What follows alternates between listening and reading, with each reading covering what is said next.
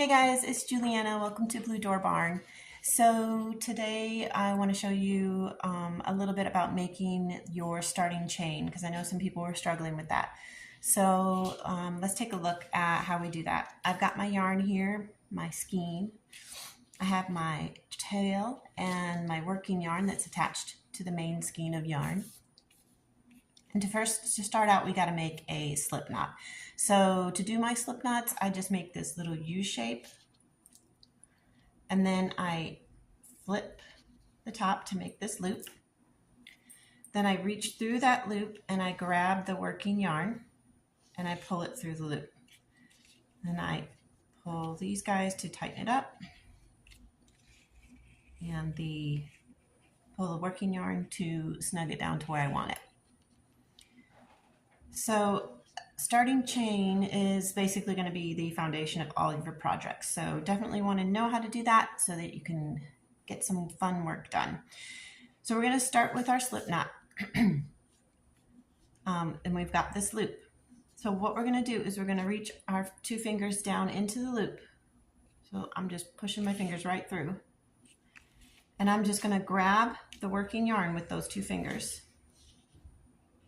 And then I'm going to pull it through the loop that my fingers were just in. Okay, so let's do another one. So now we have made this new loop. So again, I'm just going to reach my fingers through. This is my working yarn, and I'm going to grab my working yarn with my fingers and pull it back through the loop.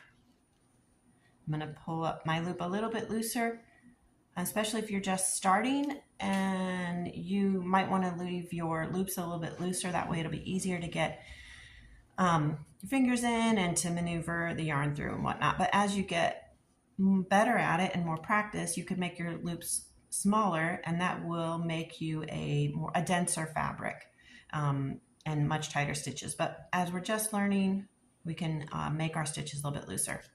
So let's make a couple more.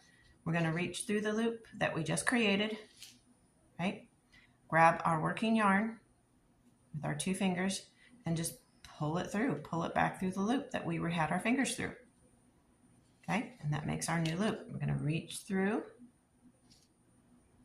grab our working yarn, and pull it up through the loop. Okay, one more. Reaching through that loop, grabbing the working yarn, pulling it up through the loop.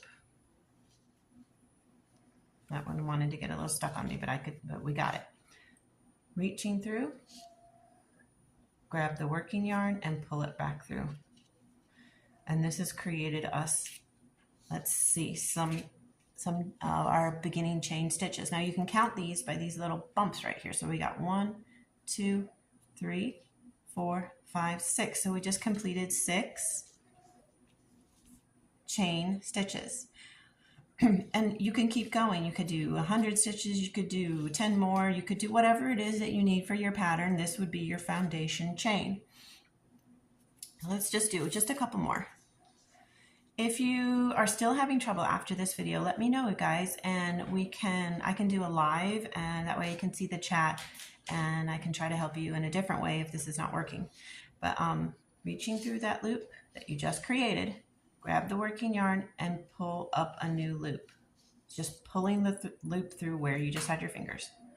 Okay, reaching through, grab working yarn, pull the working yarn through, and just keep on going until you are at the amount you need for your starting chain.